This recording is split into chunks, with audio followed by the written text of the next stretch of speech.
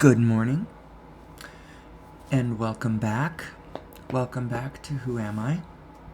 It's my personal morning muse, my musing time, if you will, where I ponder the mysteries, my own included.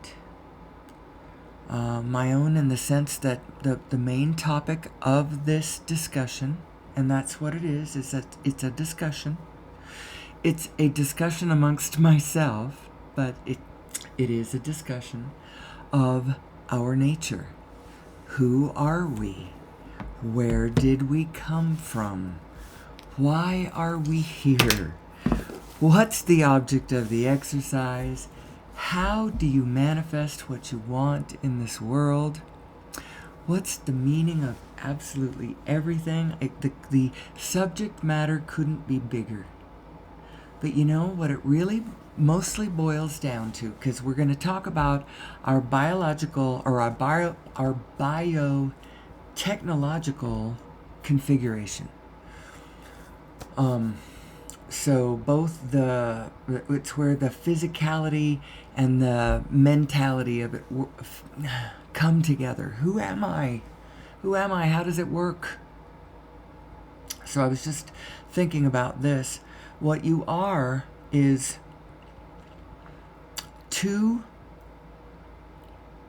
you're broadcasting on two different frequencies. You actually are two broadcasting centers, two broadcasting frequencies. And, you know, that's not exactly true, but for now, that's where we're going. You are broadcasting and therefore receiving on two different frequencies, possibly.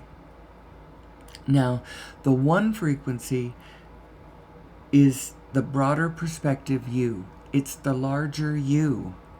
I believe that this one is actually all the frequencies. It has within its configuration the encoded representation of all the information of the entire universe at its disposal to know what it knows and to be who it is. And the way it does that is that you are a holographic being. You are holographic. But I was kind of musing a little further. I was taking it a little further as I pondered. Abraham tells us all the time, you are 2 points of attraction, and one is much bigger than the other one. One is your source. It's all of us are contained in this source. We are all source. I am source. You are source. We are all source. Because what it actually is, it's the 0-point energy field. It is the Planck, the quantum field. Is these Planck frequencies that are all touching one another, roiling with one another, exchanging their information, organized or not organized. You know, if it's organized, it looks like stuff. It looks like planets. It looks like atoms spinning and protons, little vortexual, little black hole protons. It looks like that if it's organized. And it tends to glump together, spin together, you know? And that's what the material world is that you're looking at. And the information of this material world, how it's configured in any given moment, is being exchanged across all the frequencies through this Planck field, because at the as every Planck makes a complete turn, it picks up all the information of all the other Plancks. The length of time that it takes all the information from the other side of the universe to get to the other side of the universe, from one side to the other, is the length of time it takes one Planck to take one turn. It spins once and all the Plancks are updated. They're updated on where everybody is and how they're moving. What's their temperature? What's their vector direction relative to everybody else? The flesh of the universe is aware of itself like a body, just like we are. Like my toes have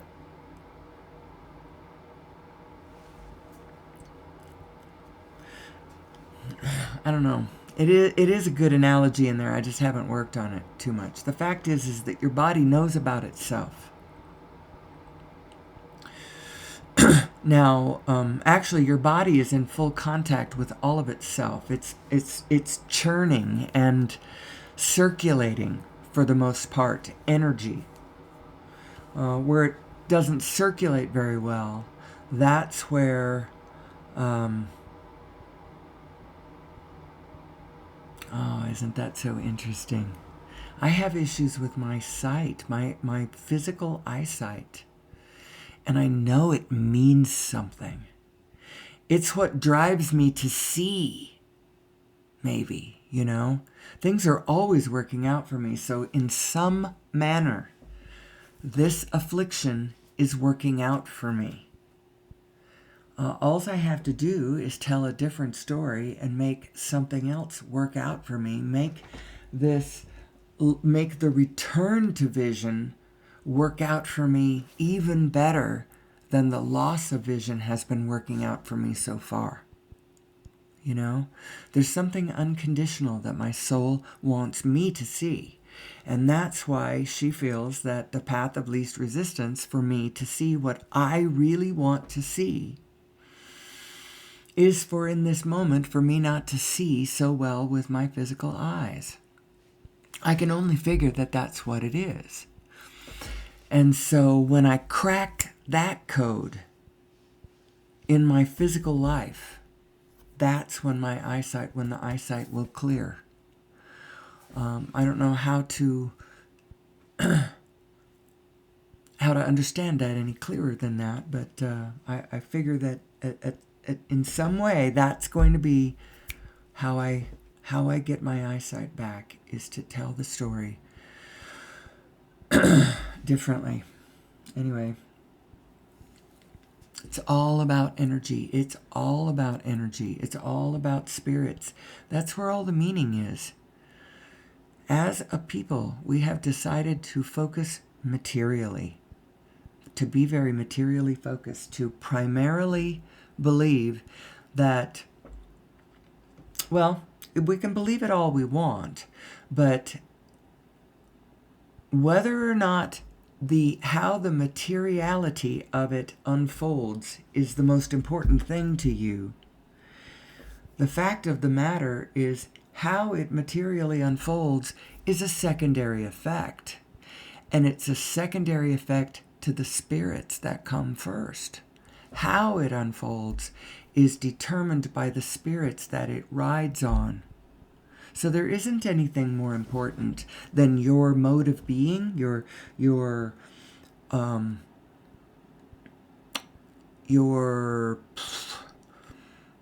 mood, where you are coming from, your emotional state of being is the most important component of the situation. Now, I find the only way to tone some of that down, tone some of that extreme emotionalism, the positive emotion really isn't a problem. The negative emotion is a problem. I'm sorry, it's a problem. However, now I'm hearing my daughter who hears these words in a different way than what I mean them. Because, of course, your emotions are your design. You're designed to go into negative emotion. You are designed to have negative emotion. And it's powerfully, powerfully important that you do have negative emotion. However, the important part of the equation is to how quickly can you pivot back from it? How personally do you take it when you go negative? Can you just get the information of, I do not like this thing in the field that I just came across. Whoa, do I not like that? and then come right back to your positive self. Can you do that? Can you be in your positive self and still look at that thing you were looking at? Well, what that comes from is transmutation. You still don't like that thing you're looking at, but you yourself have not gone negative because of it. And you see the world for the bigger frame that it is, the wholer picture. Now, you also you take note of that and you go, oh, okay, I don't like that. I really don't like that. And it may turn out that my path will trot down a way where part of my raison d'etre is to help ameliorate that condition. Now, I know I just went into vocabulary land there. My reason for being, that my calling might turn out to be something that helps that condition be less of that bad condition. In other words, helps heal that problem. I like to avoid those words because you want to get to a place where you are not seeing the world as sick. You're just seeing us as misunderstanding something. You're not even seeing human beings as, I'm air quoting, sick. It's misalignment, and that's all it is. You are two frequencies. You are a broadcaster of frequency, you are a receiver of frequency, and the fact is that you are at all times broadcasting. Well, you're broadcasting from two platforms, you could say. You are probably broadcasting two frequencies, unless you are absolutely Jesus Christ or Buddha, or in an ecstatic state of alignment, which actually many ordinary beings have experienced a state of ecstatic oneness. Most of the time, you're going to be broadcasting on two frequencies. Now, the closer that those two frequencies get to one another, the more in a state of alignment you are. But you pretty much figure you're going to be broadcasting on two frequencies your whole entire life. And one of the frequencies that you are broadcasting on is attracting to your person, to your life, to your ventures, to all of your desires, all the cooperative components that there are in the universe are at your disposal through that broadcast. It's sort of like a broadcastual vortex. That's your two spinning discs of attraction. One is a mighty vortex of source that includes all things, and it is summoning well-being and organization and drawing us together, and it is a force that is pulling us together, and you can feel it at the center of your core. And that sensation, I believe, is both love and gravity. And it is also 0 point energy, that place where we all come together, where we all link in a single point that disappears in its tininess, and yet there we all are on that tiny, tiny point. How many angels can dance on the point of a pin? All of us can. There's a point where you don't have to go anywhere at all, and we are all right there. And then there's another place that you can go to where you cast your gaze the other direction, and it looks like vast infinity of space all the way to forever and ever. And both of them are you, both of them are us. It's all inside your head, and it's a perfect reflection of everything you see outside your head. And all that is missing from humanity being in the absolute heaven that she wants to be here on, that mankind wants to be here on planet Earth, is just to get to the point where we actually recognize who we are. We are all of us. We are all in this together. The Henri, right along with the angels. We are all in this together. I mean, down here on the ground now, I'm talking about all of us as human beings. You look around at all of us, the homeless, the gang members, the MAGA, for crying out loud, the all of us. We are all in this together. This is us. All of this is us. And you can't pick and choose. You can't subtract people. You can't say this is us, but that isn't us. It's all us. And then from that position, now you can, well, I think that anyone who has anything to do with our governmental systems, with any systems management that is dealing with how we build our large systems, I think it should be required, absolutely required, that they be in alignment, that they understand who we are before they touch any of it. Because there's a really important collective spirit, a universal collective spirit that you really need to be tuned into, or the systems that you create are going to be out of alignment. And they are going to create Shiva energy in the field. They are going to create people who are angry, people who are frightened, people who act badly because of that. The terrible, terrible things they do in their fear of each other, the kinds of things they will put up with. You know, the kind of ill treatment from one another that we put up with because we're afraid to have no money, afraid of what will happen to our children, afraid of, and based on how we were raised, what level of emotional discord do we feel is normal? What you really need is someone who doesn't feel any amount of emotional discord is normal. None of it is normal.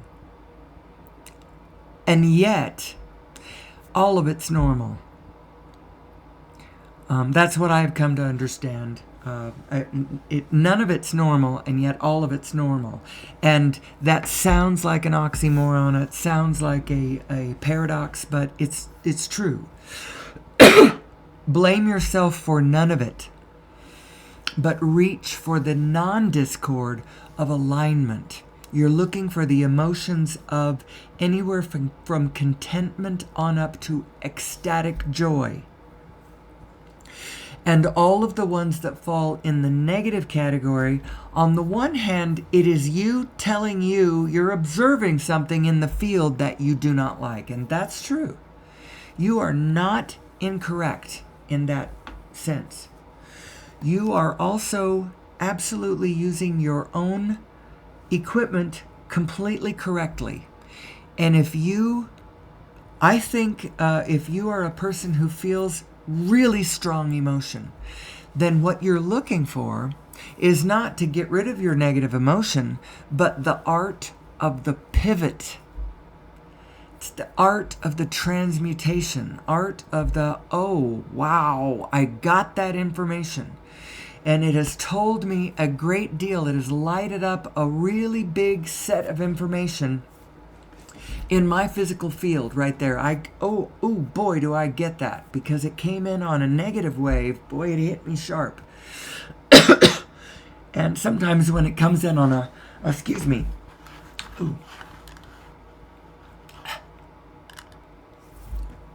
sometimes when the information comes in on a positive frequency, I just go, and it just wafts past.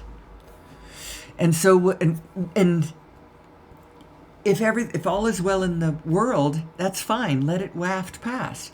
But if there are issues in your world that need to be addressed, then it's kind of better that it comes in on a different frequency. It comes in on the I don't like this frequency, and you get a big hit of, oh my gosh, this is horrible. Now, what you have to do is sort of pivot away from that. Don't stare at that condition anymore. You have registered the appropriate amount of outrage for what you looked at. Now your task is to reconnect with yourself. And if you can still look at that bad thing while reconnected to yourself, good, because if you could do that, then from a cheerful state, you could act in ways that help that situation. The problem is that from an emotional state of anguish, you're not getting the best impulses on how to mend the materiality of the situation. You're not getting the right impulses to actually fix the condition. You have registered, ooh, I don't like this condition. But in order to fix the condition, you have to be in connection with your source. And the only way you do that, you have to feel good, or you aren't connected to source. You can tell that's the biggest characteristic. That's the largest, the most standout characteristic of whether or not you and your two selves are linked up. Your two frequencies are broadcasting on the same bandwidth or anywhere near it. If you are anywhere near the high frequency of your true self, if you feel at least capable of handling whatever thing it is that you didn't like in the condition that you would like to be brave enough to fix.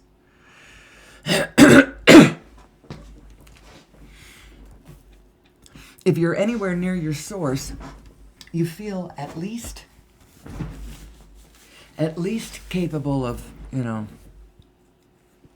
at best, you feel it, baseline is contentment or satisfaction. If you feel less than satisfaction, you're not connected to your source in that moment. Now, I personally feel satisfaction a lot of the time. Most of the time, I feel deep satisfaction, and often I get to the eager and, ready for more. Satisfied and eager for more. That's the way. Very often I'm there. I'm not always there. Sometimes I get dissatisfied. I'm like, wow, nothing's moving. Nothing's moving, and I know that it could move better. I think perhaps I would maybe... No, I don't know. Who am I? One of the jags I got on earlier, and I want to go back to this, the idea of you are always broadcasting. You have two broadcast platforms. You could put it that way. Your one broadcast platform is your whole self. Your whole self is broadcasting. Your source self, your whole self connected to the whole field, your holographic, connected inner being self is broadcasting her desires. And her desires are connected to the desires of the whole field. And the whole field, what does the whole field want to do? It wants to live. It wants to live. It wants to expand. It wants to create. It wants to live. It wants to eat. It wants to sleep. It wants to experience. It wants to know itself. It wants to experience itself. That's what your greater self is doing. And so its desires are for the whole field to flourish, because that's when we all live. You know, it knows that if too many of the threads of our lives are snipped, too many of the threads of biodiversity on this planet, too many of those threads snipped, we don't live. It knows that we all do better when we all do better, because she is coming from a vibrational position that includes everybody. No one is left out. And, so then you're broadcasting from another platform, and this is from your physical mind, the faithful servant. I love Einstein's quote. The intuitive mind is a sacred gift, and the rational mind is a faithful servant. We have created a society that honors the servant and has forgotten the gift. We are two minds. You are two minds. You are two selves.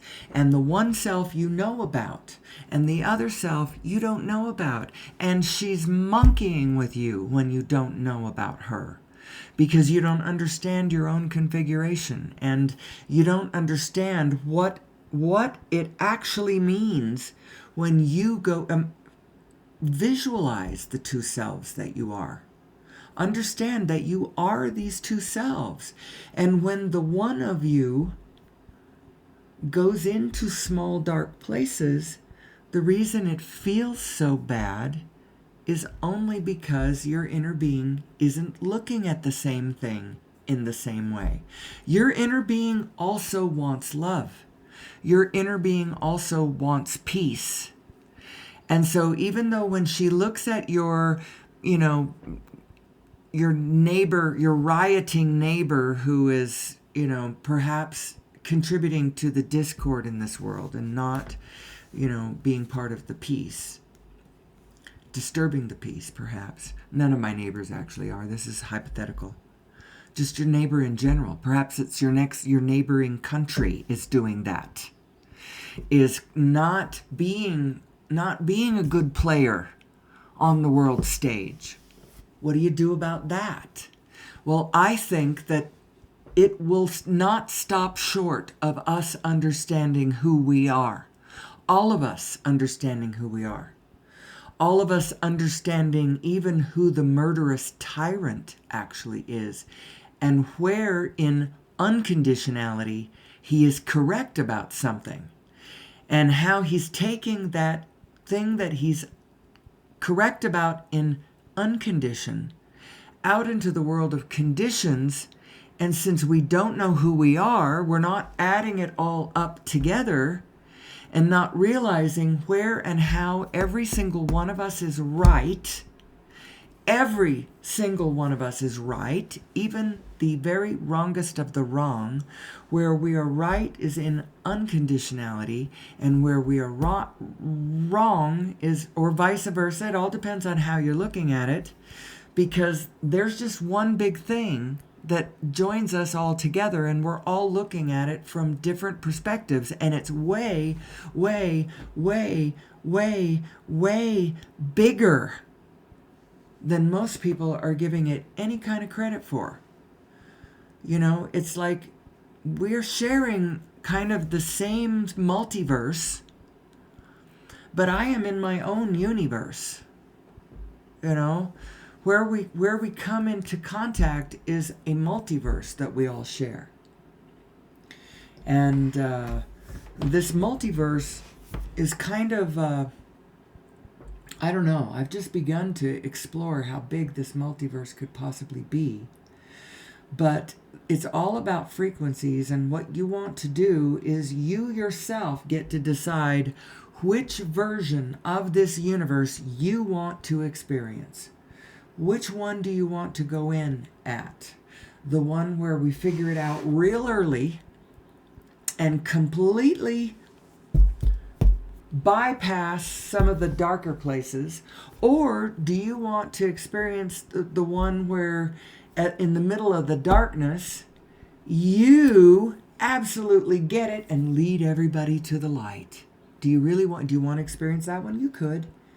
There is every version out there. But we are all in this together. You're not doing it by yourself. You're doing it with a whole rest of collection of frequencies. And as you gaze out on whatever landscape you are gazing out onto, whatever you're looking at is a wholeness that is reflecting something whole back to you. And you are two selves. You are your specific small self in your materiality and your specificity. Yes, you are. You are that self. And you are having a material experience here on this material earth, in your material shoes. You're standing in your physical shoes. That is true. But you are another self. And this other self that you are includes everything else. It's you as your source. You are you. You are also, so this is how come I call the show Who Am I? Because I just realized that you can divide yourself in a whole lot of other ways between here and there. You are your micro self, you are your macro self, and there's all kinds of ways that you can divide up the morphogenetic fields that lie in between that. You are your family. Maybe you are you and your marriage, you and your one that you have sworn the sacred oaths with, and you are committed in this physical life. You have committed to them for whatever, and whatever agreements that you have made with one another. There's that morphogenetic field. There is you as your bowling team. That's the we. Any we that you say we, whenever a human being uses the word we, he is referred to another morphogenetic field.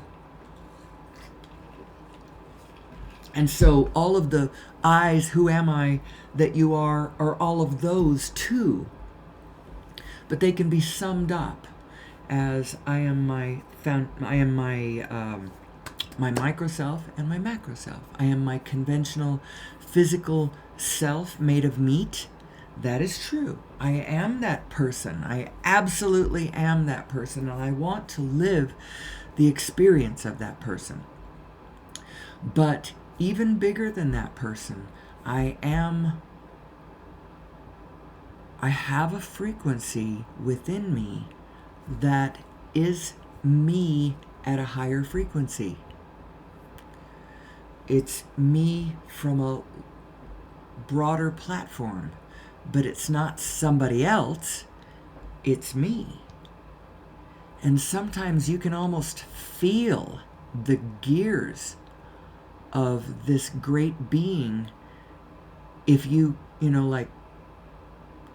get your faithful servant into alignment with your intuitive mind. You can almost feel these vast, this machinery clanking into place as the one mind engages with the other mind.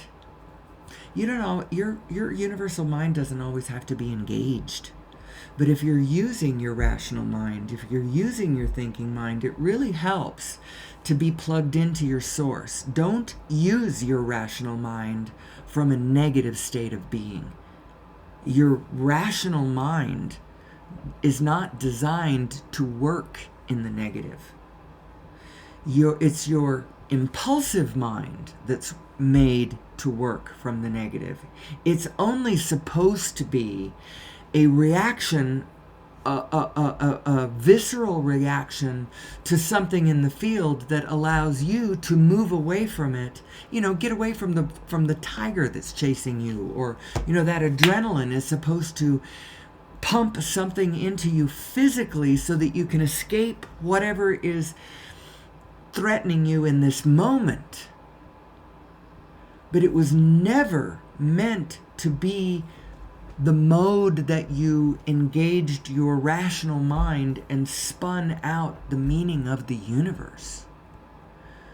That's the problem. Whenever you engage your rational mind in a negative state of being, and you start spinning out these conclusions about, what's gonna happen, or, what might happen, or what's the meaning of things, that's when you start getting into this desperate, horrible darkness. And the reason that happens is because right there in your mind, when you went to that dark thought, your inner being did not go with you.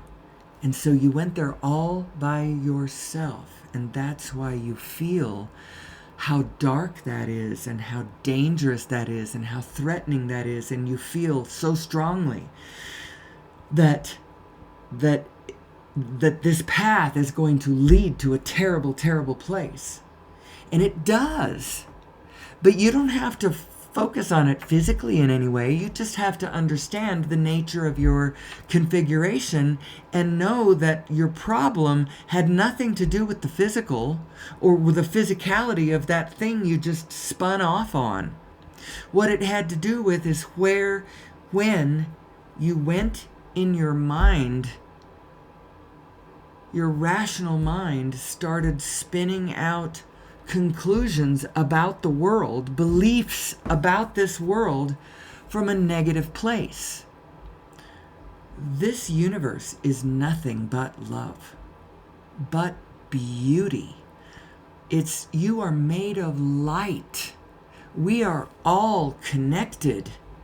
If you are looking at something that looks like darkness, that feels disconnected, that feels like hatred, or all you are looking at is misalignment, and you're using some expression of misalignment outside of yourself in order to reflect to yourself your own misalignment, something you don't understand, something that you are here on this earth to understand.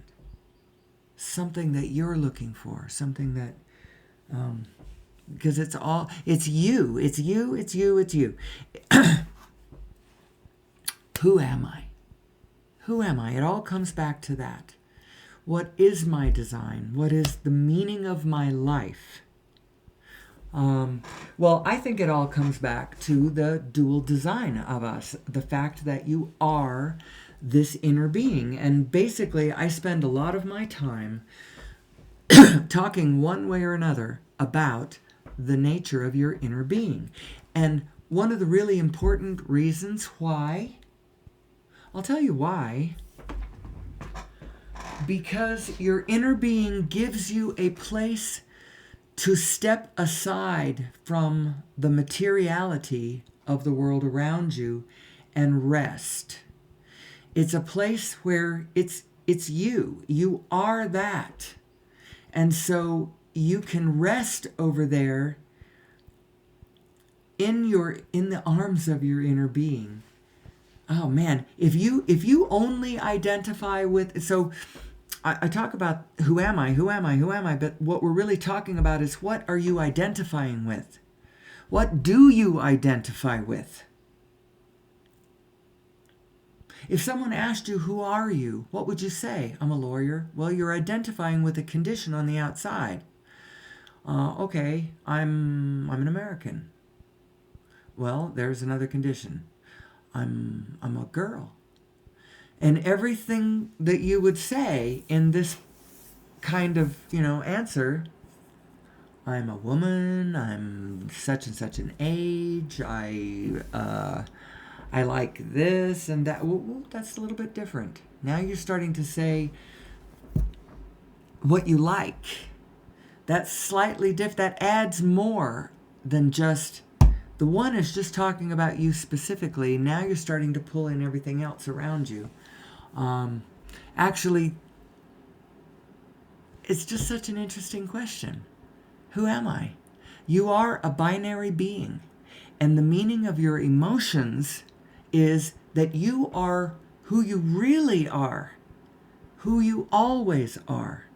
Your source aspect, the higher frequency that is your inner being, in touch with all things and in touch with the holographic nature of this beautiful, connected universe that we are a part of, that we are all embedded in, that we are all joyfully playing with. Or not so joyfully, not so playing with. It's interesting about that. I've been saying that your state of being is the most important aspect of what you've got going on. What state of being are you in? And at the very least, you should strive for contentment, satisfaction. Be satisfied, be grateful. The problem with gratitude, and Abraham's correct about this, it's a very small problem with gratitude. But you know what? Gratitude is usually so much of an improvement over what people are usually looking at. That gratitude will usually do, but you want to get past gratitude and you want to get on to satisfaction. And then what would be nice if you could get even farther than that. But start with satisfaction. Start with gratitude. The problem with gratitude is it contains the tiniest kernel of that negative thing you were trying to get past. Oh, I'm so grateful that I'm not being, that I'm not out in the cold anymore. Or actually, that's a good enough one to be. Gratitude is a lovely thing, actually. Gratitude is a actively searching in the field of your consciousness, in your field of experience, around you. Look around you. And pluck out characteristics that you like. Ooh, I like that. Oh, I'm so grateful for that. Oh, so much do I appreciate the texture of this fabric, or oh, what a beautiful, beautiful day. I so appreciate the fact that I am free. Oh, do I appreciate the fact that I am free. I am a woman and I am free. And boy, do I appreciate that. Oh, I appreciate that. And I have a husband who doesn't listen to me as much as I would like him to. But you know what? If I started focusing that way, I would lose track of the fact that, oh my God, he listens to me so much of the time. And he really does care how I feel. And if I can summon sharp emotion about something, he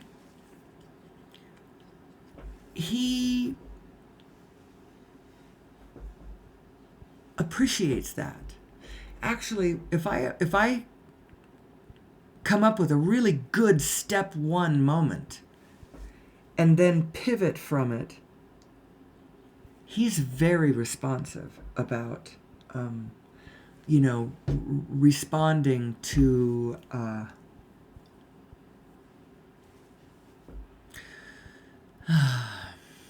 I'm sorry, I've devolved. Whenever I devolve, it makes it harder for me to go public, because then I'm like, oh man, I don't want to broadcast this kind of crap. People don't need to know my specificities. Perhaps they do. I don't know. I'm not necessarily the teacher who is going to... I'm more of a graduate school. I'm going to be teaching graduate school classes in this. I'm not going to be the one at the 101 class trying to get people, heroin addicts on the street to, turn to the positive. I'm not, there are certain levels that I don't want to be. I want to work in my sanctuary. That's where I feel comfortable. That's where I really love to do this work. To think about who we are and where we're going and what's the meaning of our lives. What is the meaning of our lives? What is the point of everything? Well, it's for everybody, each and every individual, to call that for themselves, for sure. But you got to know that we're all in this together, and the main object of the exercise is sustainability. And I would go farther than that and say that I think that the object of our collective exercise as human beings is joyful sustainability with one another, amongst ourselves, and amongst the rest of the biofield, or at least enough of the biofield that we can all survive, and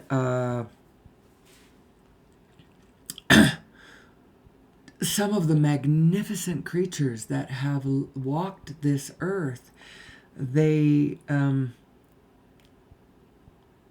such monuments to the glory of the life system that we are all playing with and a part of. Now, human beings feel kind of separate from the biofield, and there's a reason, I believe there's a reason why, and the reason that I believe why is that we were created. Somebody gave us an evolutionary bump. They took a naturally evolving species of hominid here on planet Earth and tweaked us just a trifle. I think there is clear evidence of this tweak on human chromosome number 2, and the evidence is anybody can look at it. Only a geneticist or somebody with who has studied genetics in any way has any comprehension of what they're looking at. You can see what they're saying over at the Proceedings of the National Academy of Sciences, pnas.org. Look it up. It's open source. It didn't cost any money for me to. I don't think they charge any money to go look. They didn't when I looked. It was really easy. Go pnas.org. Now, Elon Musk is probably going to look at that and go, well, is that efficient? Is that making us any kind of money? We should be charging people for that. Well, what is the object of the exercise of government? The object of the exercise of government should not be to make money. The object of the exercise of government should be to take care of certain needs of people. To collectively take care of collective needs of collectively of people from the correct spirit, understanding who we are and what we are about, understanding the matrix that we are all a part of and embedded in, understanding, the humanity that we are one with, understanding the spirit that we are one with. That's what government should be doing. And it can be doing this from a fairly abstract place. From a place, I'm coming from an abstract recognition of us as humanity, that from a recognition of who we are, can respect all religions. As long as they are alignment religions that are recognizing who we are as spirit beings, who we are as collective humanity, and knows that the object of the exercise for government is to, well, actually, I could go back to the words of our founding fathers, and I should go find them, form a more perfect union to provide for the common defense. But you got to watch that one. Promote the general welfare. The general welfare. And establish... Actually, I should learn those. I should learn those words because they are important. Because it's a pretty good mission statement for humanity. But that's a pretty good statement a spiritual statement of the meaning of our government, Who am I as an American, and what is my government out there trying to do? I know I kind of got derailed because I was thinking about government efficiency. Efficiency at what?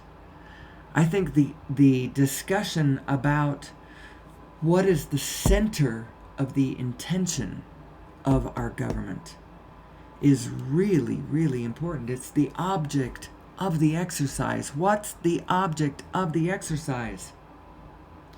Now, from a completely general standpoint, I just said the object of the exercise for humanity is sustainability, joyful sustainability, not just sustainability, joyful sustainability for us and the whole field. Because we can't do it without the whole field. And the more that we snip threads of the field, the more that we are getting close to that place where we're going to have a really hard lesson in this.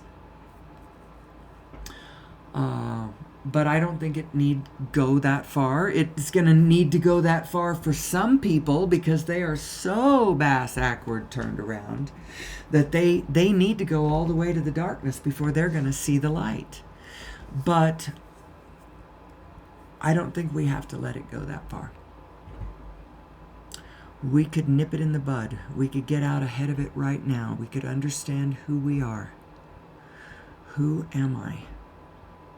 I am a powerful creator. And my actual nature is pure positive energy. There's no negative about me. There's no negative about you. Not really. Not who you really are. Now, put you in a HBV, that's what I call the human being vehicle. That's your conventional self here in your physical body. But your HBV is composed of two aspects. One is the vehicle itself, and the other one is it's actually your, I'm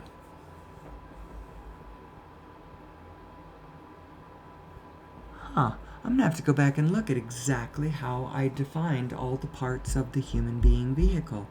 Your human being vehicle is all of you in your configuration.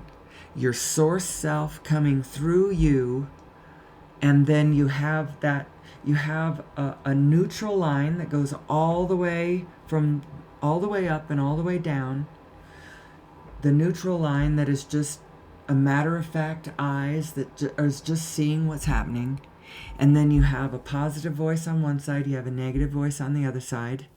Those positive and negative voices have genders, actually. And they have archetypal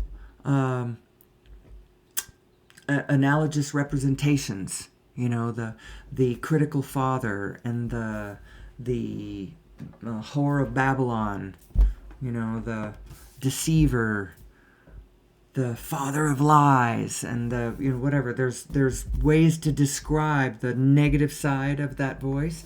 And then over on the positive side, the archetype is the nurturing mother and the supportive, loving father, you know, teaching the wisdom of the world. And that's kind of what it is to be in a human being. And depending on how you were raised, and what kind of trauma your little psyche, your poor little psyche, had to go through when you were a tot, you've perhaps got some of your configuration gobbed up a bit. And you're not necessarily looking at the conditional world in an aligned way. You don't realize that the ground state, the fundamental, the default state is actually source-connected satisfaction. Feeling okay. You're in a hyper state at all times, flooding your system with adrenaline and fear-based adrenaline, and because you're interpreting the world as a harsh and dangerous place. And quite frankly, when you do not understand your configuration and you live in a land of millions of people who also do not understand their configuration, and we are banging around in an intimate way with one another, it actually is kind of dangerous. especially when you do not understand the rules. Now, the whole thing would be way, way, way less dangerous, and you do not need the rest of the world to change in order for it to become immediately way less dangerous. And that is if you understand the rules. If you understand the rules. It'd be great if everybody would understand the rules and all of us could just be peaceful with one another. Can't we all just get along? In the immortal words of Rodney King, can't we all just get along? And I hear him. I hear him. And I feel him. And above all things, that is what I want.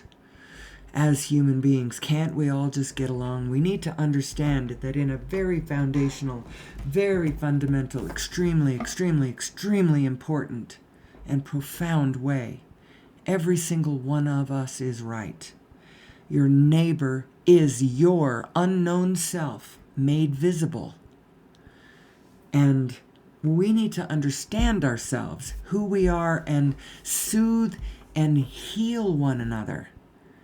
Heal the inflammation, soothe one another, not punish one another into better behavior, not, throw one another into jail and, be harsher and harsher on the bad guys. There's bad players, there's bad ones and good ones. It's not like that.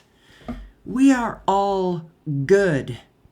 All of us. Every single one of us is good, good, good, good, good. And I don't even care if you...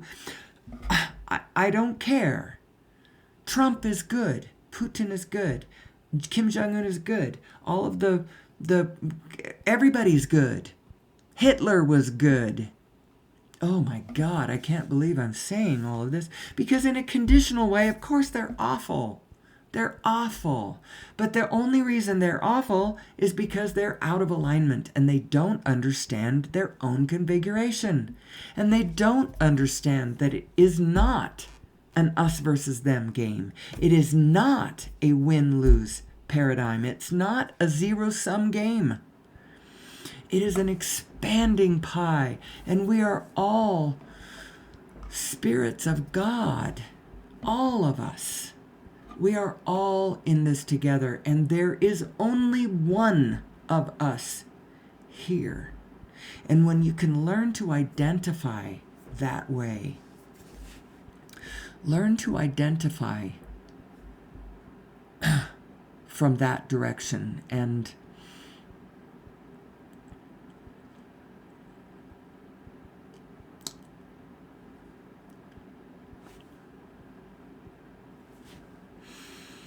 you can transform your life, and I believe that we can transform our collective life when we collectively understand these great, great, general, foundational principles.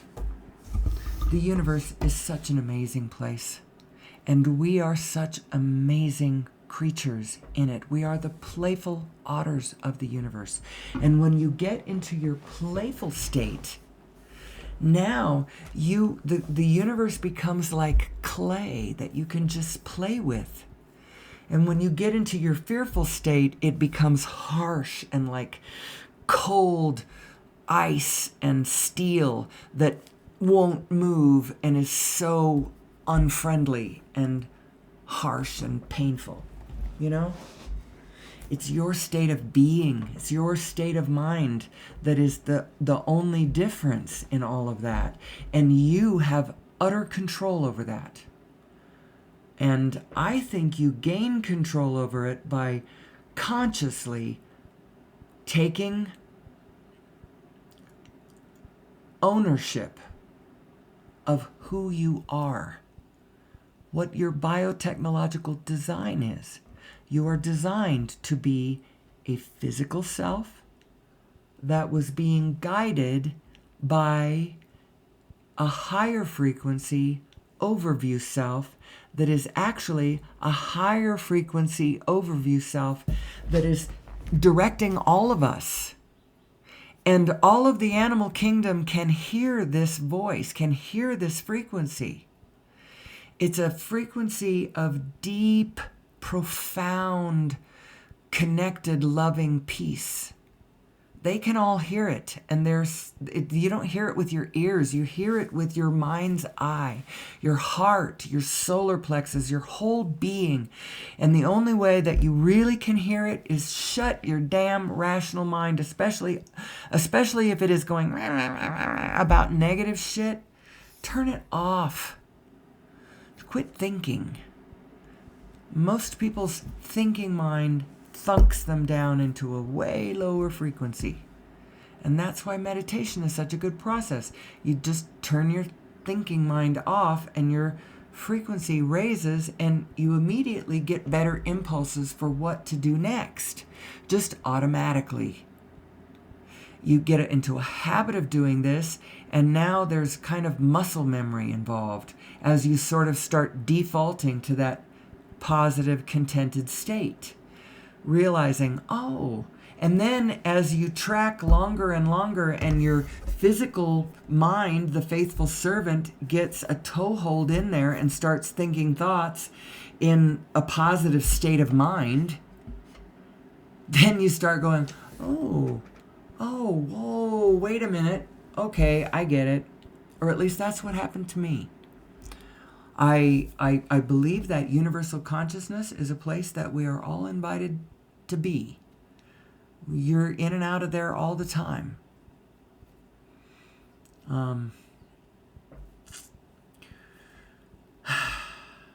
Anyway, who am I?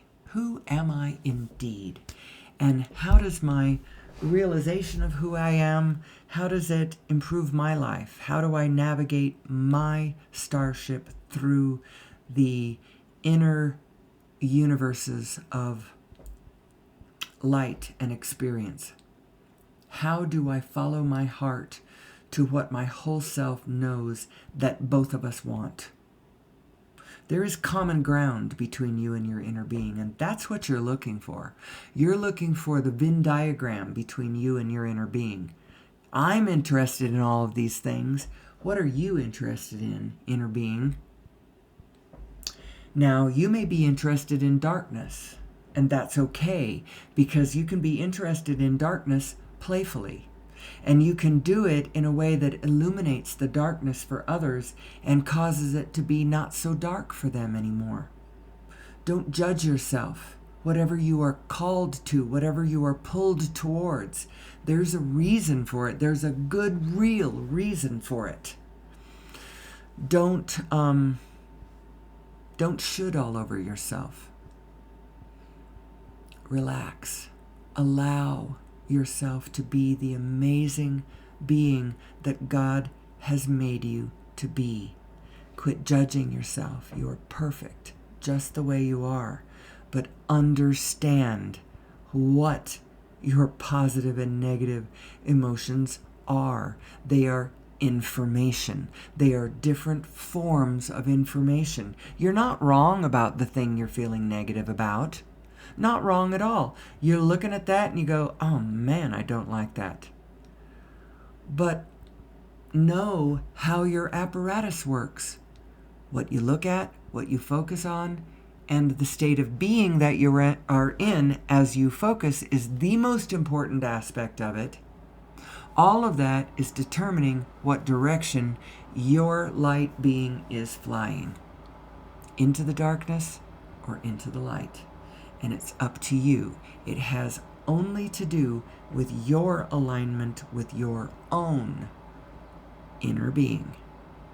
I think I'm going to leave it at that. That seems like a great place to end it for the day. I'm going to go forth and try to conquer my universes. Try to stay in alignment as much as I can. Hold to the larger frame. Transmute the negative energies into positive wherever I can. Don't judge, try to connect, love my neighbor, love my family. Love is the connection point for the whole universe. You go to the love and you will find where all of us are. and I hope to find you there. Today, tomorrow, and always. And until next time, may that source ever and always be with you.